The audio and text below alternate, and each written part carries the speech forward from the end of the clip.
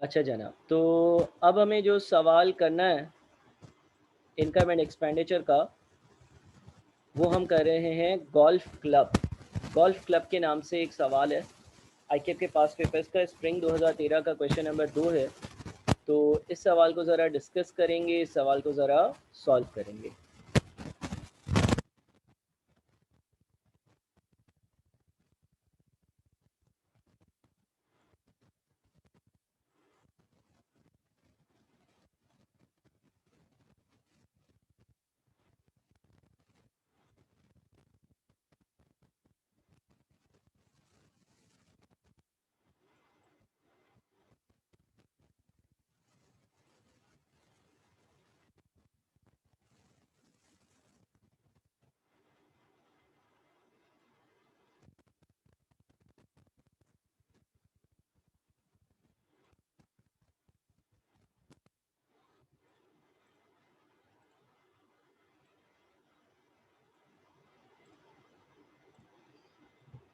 अच्छा जी, ये सवाल है हमारे पास कब का, स्प्रिंग 2013 का, क्वेश्चन नंबर 2 है। ये भी इनकम एंड एक्सपेंडिचर अकाउंट का सवाल है, डिस्कस करते हैं इसको। The treasurer of a golf club has produced the following receipts and payments account for the year ended 31st December 2012. Receipts में लिखा हुआ है बैलेंस एट 1 जनवरी 157,800, subscription 654,900, canteen receipts 331,400, golf course fees 284,000, event receipts 86,800, competition fees 46,600, course equipment sold 19,800। Payments में लिखा हुआ है canteen payments 213,000, wages and salaries club house 284,000, wages and salaries canteen 78,900, course repairs 149,900, insurance 72,000, electricity 47,300, telephone 19,700, events expenses 47,300, Sunday expenses 15,000, competition expenses 12,600, balance eight 31 दिसंबर 2012 641,600। ठीक है। अच्छा जी, बिल्कुल मैं WhatsApp कर देता हूँ क्वेश्चन। उसके बाद ओपनिंग एंड क्लोजिंग बैलेंसेस दिए हुए हैं, आप ज़रा इसको पढ़ें। मैं मीनवाइल जो है वो क्वेश्चन को व्हाट्सएप कर दूँ।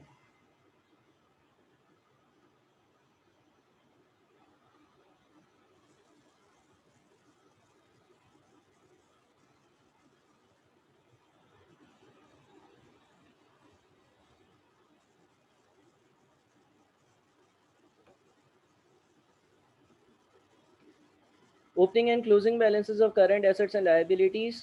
ओपनिंग सारी चीज़ें दी हुई हैं और क्लोजिंग सारी चीज़ें दी हुई हैं। ठीक है।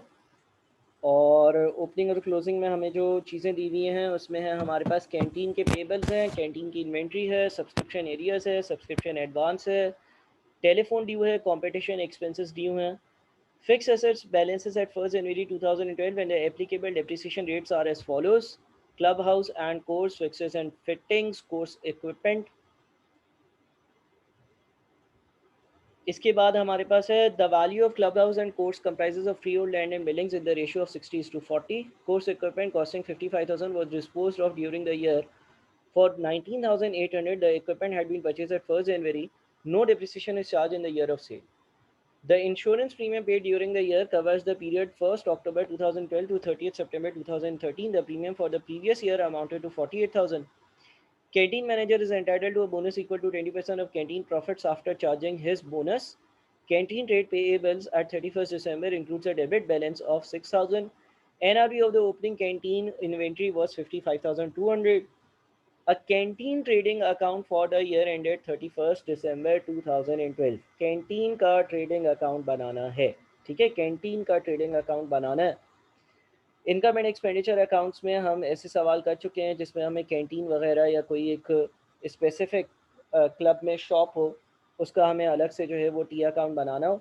तो ज़रा देखते हैं कि कैंटीन का हम लोग जो टी अकाउंट है, कैंटीन का जो ट्रेडिंग अकाउंट है वो कैसे बनाएंगे। ठीक है भाई, कैंटीन के ट्रेडिंग अकाउंट को बनाना शुरू करते हैं।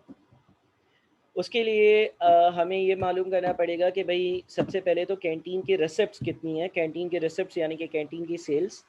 मैं यहाँ पे हेडिंग डालता हूँ canteen trading account. Again formatting का इतना ज़्यादा ख्याल नहीं बस सवाल कॉन्सेप्चुअली सॉल्व करने पे मेरी तवज्जो है। सेल्स जो है वो मुझे दी हुई है और कैंटीन के रिसिप्ट जो है 331,400 की, 331,400 ये मेरी सेल्स हो गई। इसमें से मैं लेस करूँगा अपने कॉस्ट ऑफ गुड्स सोल्ड की amount. Cost of goods sold में आएगा ओपनिंग स्टॉक। अच्छा जी, ओपनिंग स्टॉक कितना आएगा आपके पास? यहाँ पे लिखा हुआ है कैंटीन की इन्वेंट्री 1 जनवरी की 60,000 और 31 दिसंबर की 39,500।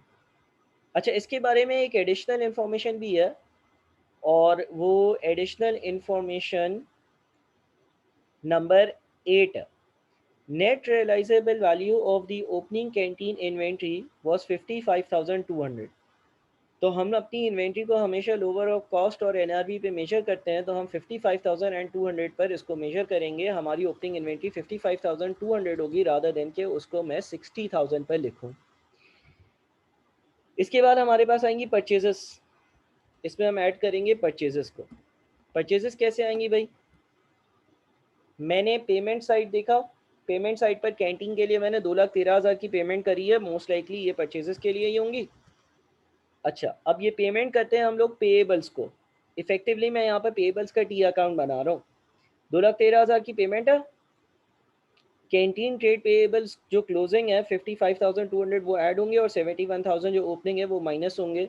तो इसमें हम ऐड कर देते हैं 55,200 और लेस कर देते हैं 71,000 को। ठीक है, तो हमारी परचेजेस आ गई। आप ऐसा भी कर सकते हो कि आप एक पेबल्स का जो टी अकाउंट है वो बनाओ। पेबल्स का अगर टी अकाउंट आप बनाते, मैं यहाँ पे रफ्सा बनाता हूँ। ब्रॉड डाउन हमारा कितना होता सर? ब्रॉड डाउन हमारा हो जाता 55,200। फिर कैरी डाउन भी हमें दिया हुआ है। कैरी डाउन जो हो जाता पेएबल्स का वो हो जाता 71,000। अच्छा, अगर मैं पेएबल्स को पेमेंट करता हूँ, एंट्री पास होती है पेएबल्स का अकाउंट डेबिट और बैंक का अकाउंट क्रेडिट। तो यहाँ पर आता मेरे पास, सॉरी, पेबल्स को जब पेमेंट करता हूँ तो पेबल्स का अकाउंट हाँ डेबिट और बैंक का अकाउंट क्रेडिट। तो यहाँ पर आ जाता है मेरे पास 213,000। और purchases as a balancing figure मैं ढूंढता तो मेरा सेम आंसर आता। परचेजेस मेरी होती इस वैल्यू को और इस वैल्यू को ऐड किया और इस वैल्यू को माइनस किया। एक मिनट, मैंने पेमेंट कितनी की है? 213,000 की। कैरी डाउन कितना है? सही है, कैरी डाउन 70, एक मिनट, ब्रॉड डाउन 71,000 है और जो कैरी डाउन है ना वो 55,200 है। तो ये 197,200 से मैच कर जाता। मैंने डायरेक्टली यहाँ पर वर्किंग कर दी कि पेमेंट में क्लोजिंग को ऐड किया और ओपनिंग को माइनस कर दिया। फिर आती है हमारे पास क्लोजिंग स्टॉक की वैल्यू, क्लोजिंग इन्वेंट्री की वैल्यू। जी, क्लोजिंग स्टॉक की वैल्यू कैसे आएगी? क्लोजिंग स्टॉक हमारे पास दिया हुआ है 39,500 का। 39,500 का ये हमने करा माइनस और ऐसी एडजस्टमेंट करने के बाद हमारे पास 212,900 का जो है वो कॉस्ट ऑफ गुड्स सोल्ड का अमाउंट बन रहा है। अच्छा जी, तो ग्रॉस प्रॉफिट कितना आया? ग्रॉस प्रॉफिट निकाल लेते हैं। ग्रॉस प्रॉफिट आ जाएगा हमारे पास sales minus cost of goods sold 118,500 का। इसके बाद कैंटीन के कोई और एक्सपेंसेस, बिल्कुल वेजेस एंड सैलरीज कैंटीन की 78,900 की है। तो जो वेजेस एंड सैलरीज है वो माइनस करते हैं, वेजेस एंड सैलरीज, और वो है 78,900, ये हमने माइनस किया। अच्छा, इसके बाद हमारे पास एक वैल्यू आई है। क्या ये हमारा प्रॉफिट है? देखते हैं। सवाल में एक और पॉइंट लिखा हुआ है, सवाल में एक पॉइंट लिखा हुआ है बोनस के बारे में, पॉइंट नंबर 6। बड़ा इंपॉर्टेंट पॉइंट है सवाल का। The canteen manager is entitled to a bonus equal to 20% of canteen profits after charging his bonus. I repeat, बोलता है कि कैंटीन के मैनेजर को मैं बोनस देता हूँ और उसका जो बोनस होता है वो 20% होता है उन प्रॉफिट्स का जिसमें बोनस माइनस हो चुका है। ठीक है, प्रॉफिट्स आफ्टर चार्जिंग इस बोनस का 20% है।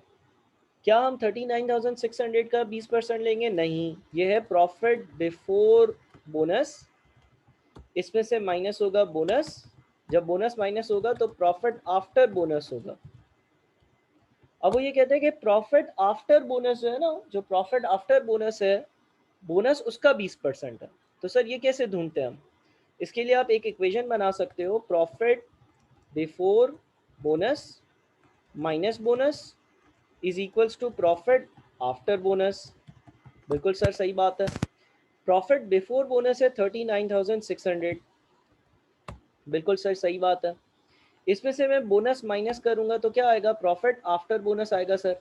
अच्छा, प्रॉफिट बिफोर बोनस तो 39,600 है। एज्यूम कर लो कि प्रॉफिट आफ्टर बोनस जो है ना, प्रॉफिट आफ्टर बोनस जो है ना वो एक्स है।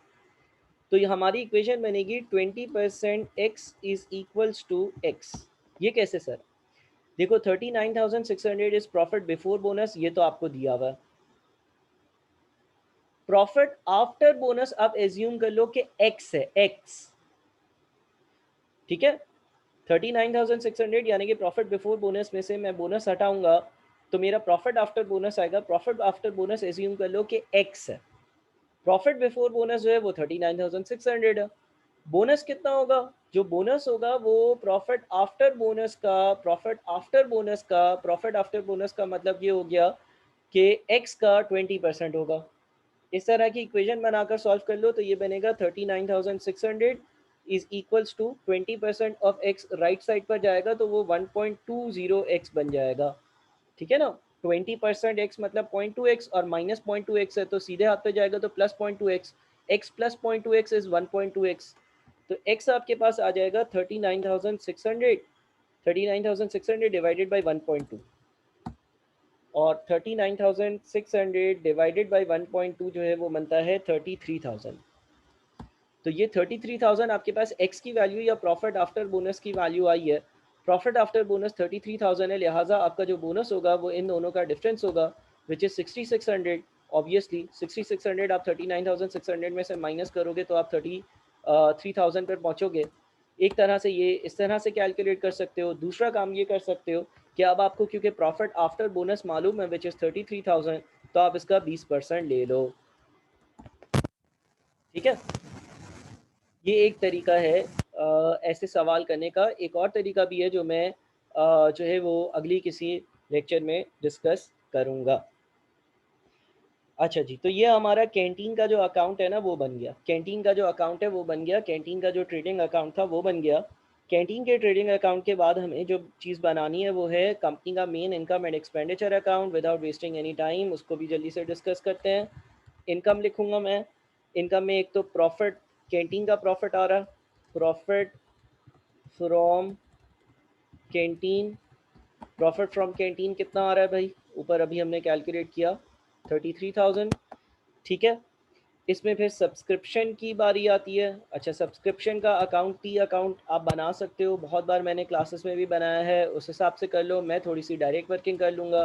डायरेक्ट वर्किंग कुछ इस तरह से करूँगा कि सब्सक्रिप्शंस रिसीव कितनी करी हैं, रिसिप्ट साइड पर देखते हैं। 654,900, 654,900 की सब्सक्रिप्शंस रिसीव करी हैं।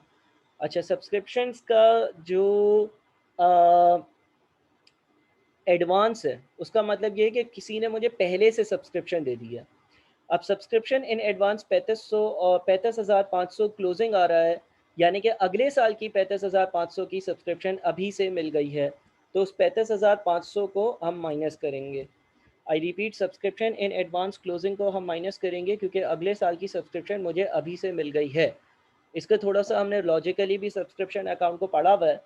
अब ये 35,500 मुझे सब्सक्रिप्शन के जो है वो अगले साल के अगर अभी से मिल गए हैं, वो मैंने माइनस किए हैं, तो ओपनिंग को ऐड कर दूंगा।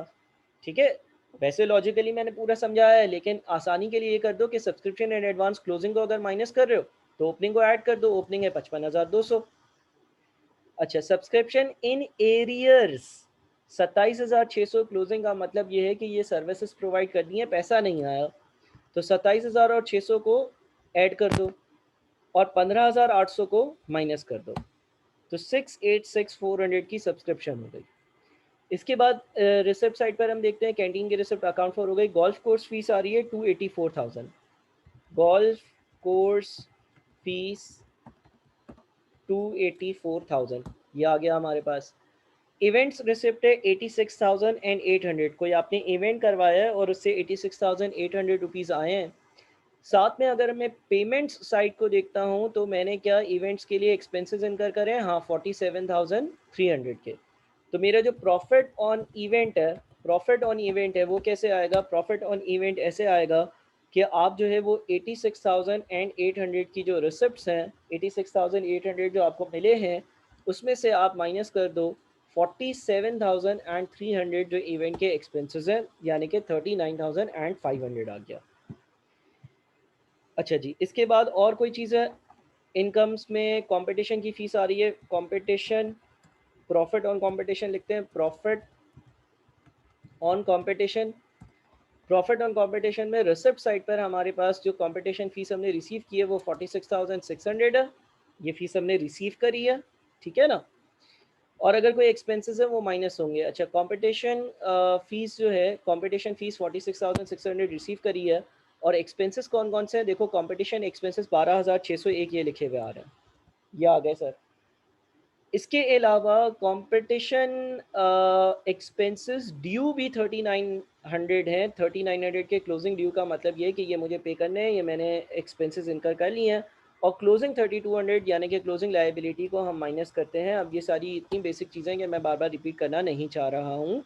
हम क्यों क्लोजिंग और ओपनिंग को add subtract X Y Z करते हैं वो हमें मालूम होना चाहिए। अच्छा जी, इसके अलावा और कोई इनकम हमें नज़र आती है क्या? क्या हमें कोई और इनकम नज़र आती है? हमने जो है वो कुछ कोर्स इक्विपमेंट सोल्ड किया है 19,800 का। तो अगर हमने कोई चीज़ सेल करी है, हमें ये देखना पड़ेगा कि उस पे हमें प्रॉफिट हुआ है या लॉस हुआ है। 19,800 की कोर्स इक्विपमेंट बेची है। अच्छा, कोर्स इक्विपमेंट के बारे में और कोई डिटेल नीचे शायद दी हुई हो। हाँ, 4 में लिखा हुआ है, course equipment costing 55,000 was disposed of during the year for rupees 19,800. The equipment had been purchased on 1st January 2008. No depreciation is charged in the year of sale. Year of sale में कोई depreciation charge नहीं होती है, यानी कि year of purchase में depreciation charge होगी। 2008 में हमने ये कोर्स इक्विपमेंट ख़रीदा था 55,000 का, 55,000 रुपये का कोर्स इक्विपमेंट ख़रीदा था। 2008 की डेप्रिसिएशन कितनी होगी? कोर्स इक्विपमेंट में डेप्रिसिएशन लगती है 20%। 20% अगर डेप्रिसिएशन लगती है, और ये अगर साल है 2012, तो 2008, 2009, 2010, 2011, 4 साल की डेप्रिसिएशन होगी। और रेट जो है वो कॉस्ट पर अप्लाई होना है, तो डेप्रिसिएशन होगी 55,000 इंटू 20%, ये 1 साल की डेप्रिसिएशन आई। और 4 साल की डेप्रिसिएशन यानी कि 4 से मल्टीप्लाई किया, तो कोर्स इक्विपमेंट जो हमने बेचा है उसकी नेट बुक वैल्यू है 55,000 माइनस 44,000 यानी कि 11,000 रुपये। 11,000 रुपये की नेट बुक वैल्यू वाला जो कोर्स इक्विपमेंट था वो हमने 19,800 में बेचा है, लिहाजा मुझे प्रॉफिट ऑन डिस्पोज़ल नज़र आ रहा है। और प्रॉफिट ऑन डिस्पोज़ल होगा मेरा 19,800 माइनस 11,000 रुपये। 19,800, 19,800 का बेचा है, 11,000 रुपये मेरी नेट बुक वैल्यू है, यानी कि 8,800। इन सबको ऐड कर देते हैं, सारी इनकम्स आ गई हमारी। फॉर्मेटिंग का इतना मैं ख्याल नहीं रख रहा, वो हम क्लास में जो क्वेश्चंस करते हैं उसमें हम रख चुके हैं। तो 10,85,000 की इनकम्स आ गई। अब एक्सपेंडिचर्स पर चलते हैं। एक्सपेंडिचर्स बारी बारी देखते हैं कि एक्सपेंडिचर्स हमारे पास क्या क्या हैं। अच्छा जी, एक्सपेंडिचर्स में हमारे पास कैंटीन की पेमेंट आ रही है। कैंटीन की पेमेंट तो पेबल को करी थी, कैंटीन के अकाउंट पे चली गई। Wages and salaries club house 284,000, ठीक है, तो वेजेस आ गई 284,000। हम पेमेंट साइड को देखेंगे ना तो हमें एक्सपेंसेस आराम से मिल जाएंगे। अच्छा, wages and salaries canteen, canteen के ट्रेडिंग अकाउंट में लिख ली थी। Course repairs 149,900, course repairs, course repairs की वैल्यू है 149,900 की। अच्छा, कोर्स रिपेयर्स के बाद हमारे पास इंश्योरेंस है 72,000 रुपीज़, ठीक है, इंश्योरेंस है 72,000 रुपीज़। इंश्योरेंस के बारे में एक एडिशनल इन्फॉर्मेशन थी। इंश्योरेंस के बारे में एडिशनल इन्फॉर्मेशन ये थी, the insurance premium paid during the year covers the period 1 October 2012 to 30 September 2013। यानी कि ये जो 72,000 रुपीज़ आपने पे करे हैं, ये जो 72,000 रुपीज़ आपने पे करे हैं, ये इस साल के 3 महीने और अगले साल के 9 महीने के हैं। तो इंश्योरेंस का जो एक्सपेंस आएगा, इंश्योरेंस का जो एक्सपेंस आएगा वो होगा 72,000 divided by 12 multiplied by 9, sorry 3, क्योंकि 3 महीने इस साल में फॉल कर रहे हैं, बाकी 9 महीने अगले साल में फॉल कर रहे हैं। अच्छा, इसी तरह से the premium for the previous year amounted to 48,000, यानी कि पिछले साल का जो प्रीमियम था, पिछली 1 अक्टूबर से 30 सितंबर 2012 तक का जो प्रीमियम था वो 48,000 था। लिहाजा वो जो 48,000 था, उस 48,000 में भी क्या होगा, उस 48,000 में भी ऐसा ही होगा कि हम उस 48,000 को 12 से मल्टीप्लाई करेंगे और उसके 9 महीने इस साल फॉल हुए होंगे, तो 9 से मल्टीप्लाई करेंगे, 54,000 इंश्योरेंस की अमाउंट आएगी। हमें मंथ वाइज अमाउंट को ब्रेक कर कर जितने मंथ्स इस साल में फॉल करते हैं उस हिसाब से इंश्योरेंस को कंप्यूट करना है। अच्छा जी, उसके बाद इंश्योरेंस के बाद अगला एक्सपेंस है इलेक्ट्रिसिटी का। इलेक्ट्रिसिटी इलेक्ट्रिसिटी का अमाउंट कितना लिखा हुआ आ रहा है, 47,300 लिखा हुआ आ रहा है, 47,300। इलेक्ट्रिसिटी के बाद अगला अमाउंट क्या है, टेलीफोन का। टेलीफोन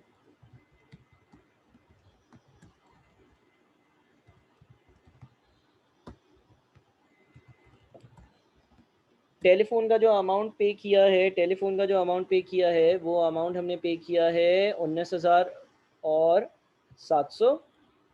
इसके अलावा टेलीफोन का 5,900 का ड्यू है क्लोजिंग, वो ऐड होगा, और ओपनिंग जो 3,900 है वो हट जाएगा, तो 21,700 बना। ठीक है। इसके अलावा संडे एक्सपेंसेस है 15,000, कंपटीशन एक्सपेंसेस है 12,600। कंपटीशन एक्सपेंसेस ऊपर ही नेट ऑफ हो गए, संडे एक्सपेंसेस 15,000 के लिख लेते हैं। संडे एक्सपेंसेस 15,000 ये भी आ गया। ठीक है। अब आ गई बारी डेप्रिसिएशंस की, सारी चीज़ें अकाउंट फॉर हो गई हैं, डेप्रिसिएशंस की बारी आ गई। डेप्रिसिएशन देखते हैं कि डेप्रिसिएशंस कैसी होंगी। अच्छा, क्लब हाउस एंड कोर्स के बारे में लिखा हुआ है, इसकी 3156,000 की कॉस्ट है। एक्यूमुलेटेड डेप्रिसिएशन 214,600 है, 5% रेट ऑफ डेप्रिसिएशन है। फिर लिखते हैं the value of club house and course comprises of free hold land and buildings in the ratio of 60:40। Free hold land पर डेप्रिसिएशन चार्ज नहीं होती है, जो डेप्रिसिएशन चार्ज होगी वो बिल्डिंग्स पर चार्ज होगी। तो डेप्रिसिएशन में आपके पास जो क्लब हाउस की डेप्रिसिएशन है, वो क्लब हाउस की डेप्रिसिएशन ऐसे आएगी कि कॉस्ट का, यानी कि 3156,000 का पहले तो आप ले लो 40%, बिकॉज 40% बिल्डिंग है, और उस 40% का ले लो 5%, बिकॉज 5% डेप्रिसिएशन का रेट है। जो फ्री होल्ड लैंड है उस पर डेप्रिसिएशन चार्ज नहीं होगी। अच्छा, फर्नीचर की बात करते हैं। फर्नीचर जो है 552000 की उसकी कॉस्ट है और 10% का डिप्रिसिएशन का रेट है। तो फर्नीचर फर्नीचर के लिए क्या होगा, फर्नीचर के लिए हो जाएगा 552000 की कॉस्ट मल्टीप्लाइड बाई 10% का रेट, यानी कि 55,200। इसके बाद कोर्स इक्विपमेंट है, कोर्स इक्विपमेंट। अच्छा जी, कोर्स इक्विपमेंट का रेट 20% है। कोर्स इक्विपमेंट का रेट 20% है। क्या मैं 1262,000 पर 20% लगा दूं? नो सर, 1262,000 में से कुछ कोर्स इक्विपमेंट आपने बेच भी दी है। जो कोर्स इक्विपमेंट बेच दी है उस पर डेप्रिसिएशन नहीं लगानी थी। 1262,000 की कॉस्ट है, इसमें से 55,000 की कॉस्ट की चीज़ें बेच दी हैं ड्यूरिंग द ईयर, बची हुई चीज़ों पर 20% लगेगा। तो ये 241,400 हो जाएगा। और अब हम अपने एक्सपेंसेस का ज़रा टोटल करते हैं। तो ये बनता है 931,620, और फिर हम अपने इनकम्स में से एक्सपेंडिचर्स को नेट ऑफ करते हैं, तो ये बनता है 153,380। ये हमारा है excess of income over expenditures. ठीक है भाई, यहाँ तक अगर किसी का कोई सवाल है तो काइंडली पूछ लो। और इनकम एंड एक्सपेंडिचर अकाउंट मैंने बना दिया है, इनकम एंड एक्सपेंडिचर अकाउंट आप लोगों के सामने है। इसकी पिक्चर भी ले लो, इसकी पिक्चर भी ले लो। मैं चाह रहा हूँ कि मैं ये दोनों सवाल पूरे कंप्लीट करवा दूँ, एक तो करवा चुका, दूसरा ये करवा दूँ, ताकि ये है कि आप लोग जो है वो फिर आराम से इस लेक्चर को दोबारा से देखकर और इन सवालों को दोबारा से कर लो। कोई कन्फ्यूजन है तो मुझे बता दो, कोई कन्फ्यूजन नहीं है तो नो कन्फ्यूजन लिख दो, ताकि मैं फिर इसकी बैलेंस शीट भी फटाफट कंप्लीट कर दूँ।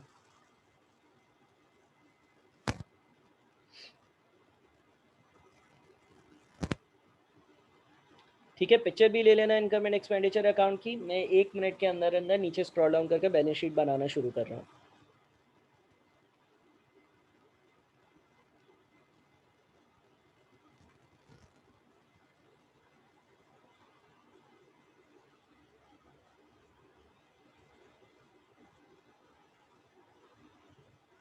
चलें जी, अब आते हैं हम बैलेंस शीट पर। अगेन फॉर्मेटिंग का मेरा इतना ज़्यादा मुझे ख़्याल नहीं रखना, मुझे सिर्फ कॉन्सेप्चुअली चीज़ों को क्लियर आउट करना है।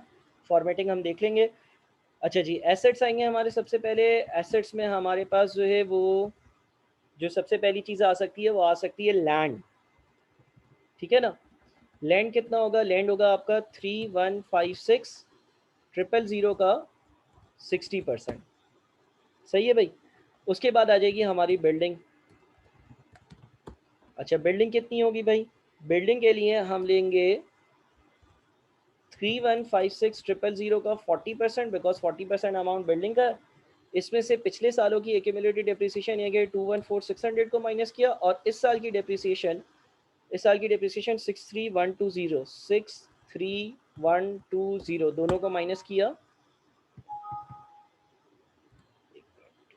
316,000 इंटू 0.4 माइनस 214,600 माइनस 63,120, 984680 की ये अमाउंट आ गई।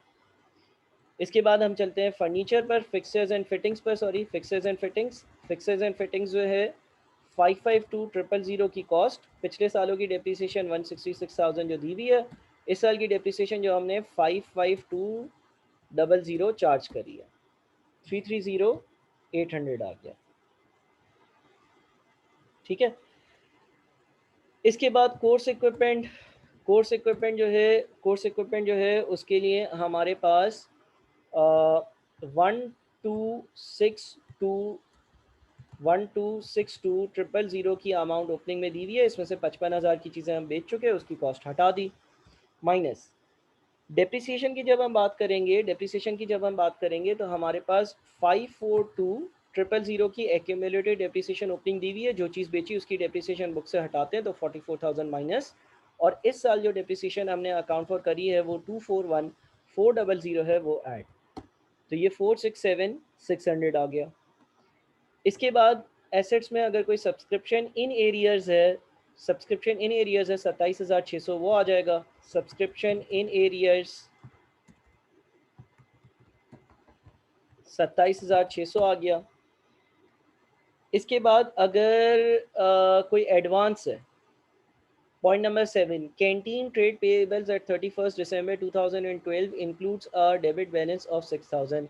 ठीक है ना, एडवांस दिया हुआ है, एडवांस टू पेएबल 6,000, वो आ गया। अच्छा जी, इसके अलावा मेरे पास कोई और प्रीपेमेंट वगैरह है? अगर मैं यहाँ पर चीज़ें देखता हूँ तो ये तो पेएबल है। इन्वेंट्री है 39,500 की इन्वेंट्री है। फॉर्मेटिंग का मैं इतना ख्याल नहीं रख रहा, वो हमने क्लास में जो सवाल करे थे, रिसेंट पास पेपर्स करे थे, उसमें हमने देख ली थी। ठीक है, मैं अभी सिर्फ इसको कॉन्सेप्चुअली सॉल्व कर रहा हूँ। 39,500 ये आ गया। इसके अलावा और कोई एसेट है? हाँ, हमारे पास रिसिप्ट्स एंड पेमेंट्स अकाउंट का बैलेंस आ रहा है क्लोजिंग 641,600। ठीक है ना, बैंक बैलेंस 641,600 ये आ गया हमारे पास। अच्छा जी, इसके अलावा और कोई चीज़ है? जी बिल्कुल, इंश्योरेंस। इंश्योरेंस जो हमने पे करी थी वो हमने करी थी 72,000। 72,000 की जो इंश्योरेंस पे करी थी वो 12 महीने की थी, 3 महीने इस साल के, 9 महीने अगले साल के, तो 54,000। इन सबको ऐड करेंगे, टोटल एसेट्स आ जाएंगे हमारे। टोटल एसेट्स आ रहे हैं 444,5380। ठीक है ना। और अब total liabilities and general fund देख लेते हैं कि लाइबिलिटीज़ और जनरल फंड्स का टोटल कितना है, या हम सारी लाइबिलिटीज़ माइनस कर लेते हैं और उसको फंड से बराबर कर देंगे। लाइबिलिटीज़ देखते हैं कि कौन कौन सी हैं, कितनी हैं। लाइबिलिटीज़ में हमारे पास एक तो कैंटीन का पेबल आ रहा है 55,200, कैंटीन पेबल 55,200। ठीक है। उसके बाद हमारे पास कैंटीन की इन्वेंट्री, ये तो एसेट है। सब्सक्रिप्शन इन एरियाज एसेट है। सब्सक्रिप्शन इन एडवांस आ रहा है 35,500। सब्सक्रिप्शन इन एडवांस आ रहा है 35,500। अच्छा, सब्सक्रिप्शन इन एडवांस के बाद हमारे पास टेलीफोन के ड्यू हैं 5,900। Telephone due 5,900। ठीक है।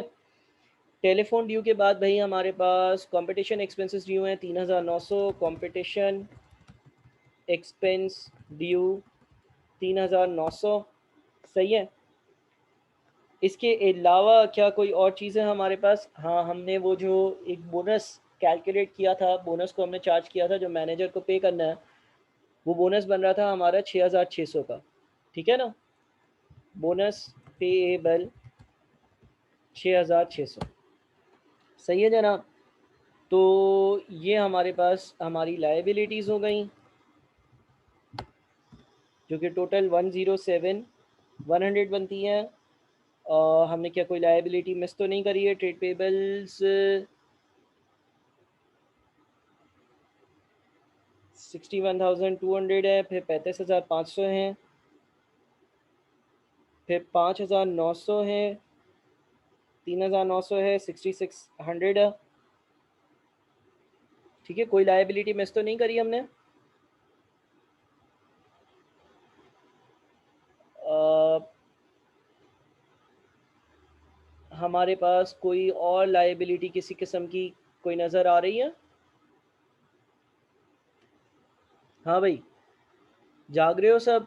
मुझे ज़रा एक बार कंफर्मेशन दे दो, कोई और किसी किस्म की लाइबिलिटी नज़र आ रही है हमारे पास?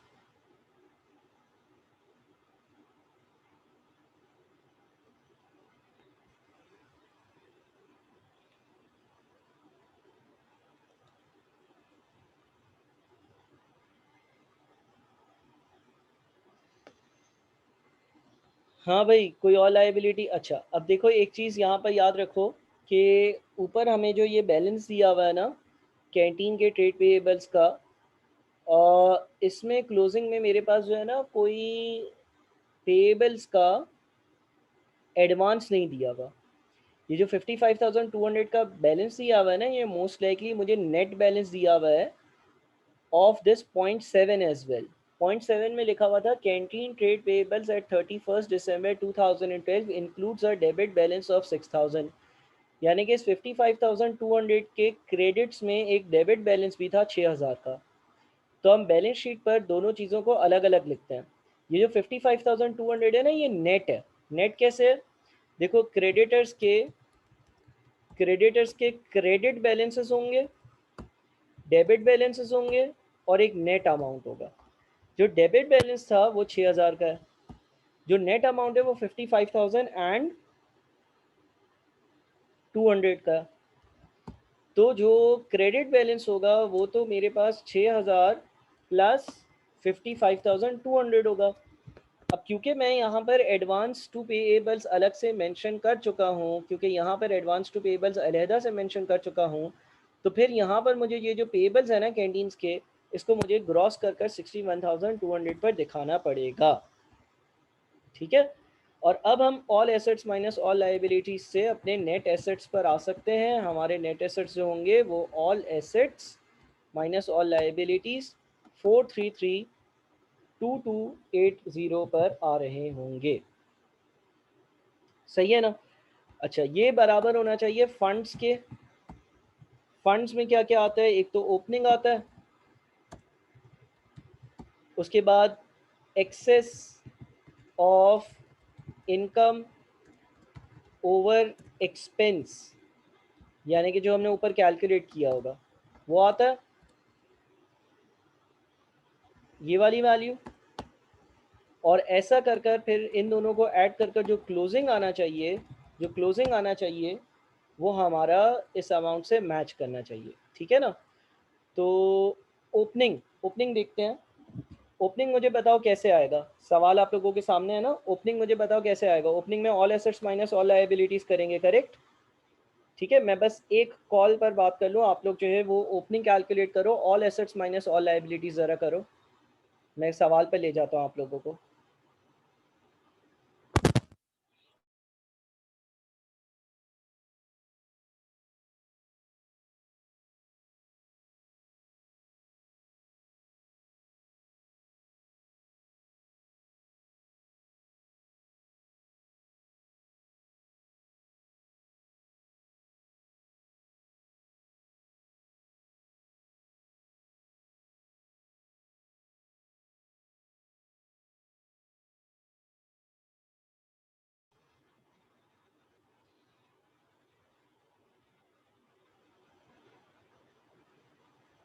अच्छा जी, ओपनिंग के लिए ऑल एसेट्स में से ऑल लायबिलिटीज़ को माइनस करो।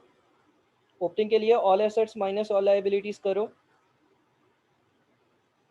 All assets minus all liability से मेरे पास ओपनिंग जो फंड्स हैं वो आ जाएंगे, ठीक है ना। All assets minus all liabilities opening के लिए।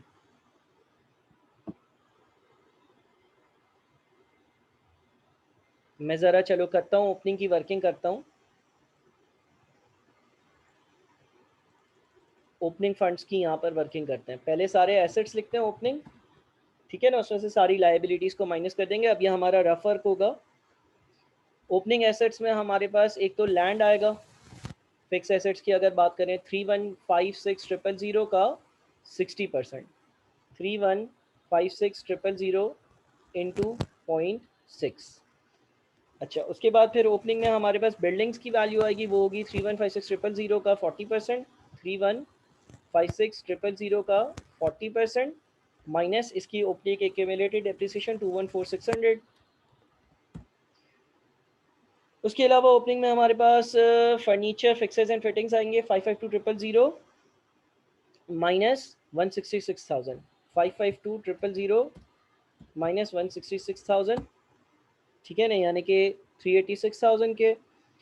इसके बाद ओपनिंग में हमारे पास कोर्स इक्विपमेंट आएगा। कोर्स इक्विपमेंट जो है वो 1262000, 1262000 माइनस ओपनिंग एक्यूमुलेटेड डेप्रिसिएशन 542000, ठीक है, ये 720 हो गया। Subscription in areas opening 15800, subscriptions in areas opening 15800। इसके बाद फिर हमारे पास एसेट्स में इन्वेंट्री आएगी। अच्छा, इन्वेंट्री की जो वैल्यू आएगी वो 55,200 आएगी। 55,200 कौन सी वैल्यू थी? एनआरवी वाली। 55,200 की एनआरवी वाली वैल्यू आ जाएगी। इसके बाद इंश्योरेंस का प्रीपेड, पिछले साल इंश्योरेंस 48,000 पे करी थी। अगेन 3 महीने पिछले साल एक्सपायर हो गई थी और 9 महीने ओपनिंग रिसीवेबल्स में आना चाहिए था, तो 48,000 डिवाइडेड बाई 12 इंटू 9, पिछले साल जो आपने पे किया था उसमें से 3 महीने पिछले साल यूटिलाइज हो गई थी और 9 महीने बाकी थी। इसके अलावा बैंक का ओपनिंग बैलेंस देखते हैं। बैंक का ओपनिंग बैलेंस 157,800, 157,800, ठीक है। इसके अलावा और कोई बात नज़र आती है?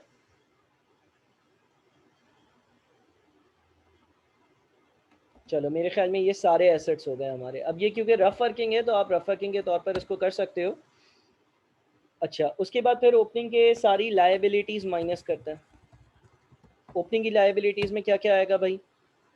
71,000 का पेबल, फिर 71,000 का पेबल लिख दिया। अच्छा, उसके बाद फिर सब्सक्रिप्शन इन एडवांस 55,200, टेलीफोन 3900 और कंपटीशन एक्सपेंसेस 3200। तो सब्सक्रिप्शन इन एडवांस जो है वो हमने लिखा 55,200, टेलीफोन का 3900 और कंपटीशन का 3200। यह हमारे पास सारी ओपनिंग लाइबिलिटीज़ हो गई।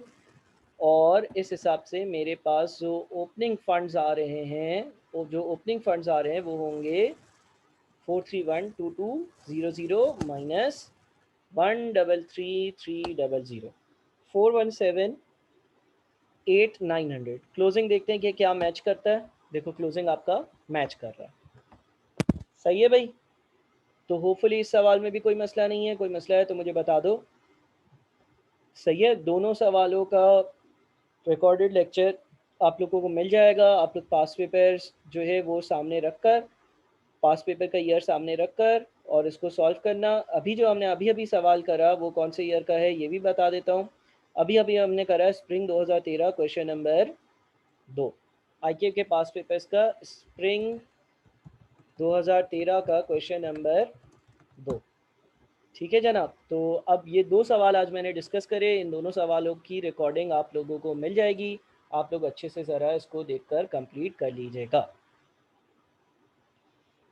चलो जी, क्लास को यहाँ पर ओवर करता हूँ। कोई सवाल है तो मुझे बता दो, मैं 1 मिनट अवेलेबल हूँ, वरना 1 मिनट तक अगर कोई क्वेश्चन नहीं आता तो फिर मैं क्लास को ओवर करता हूँ।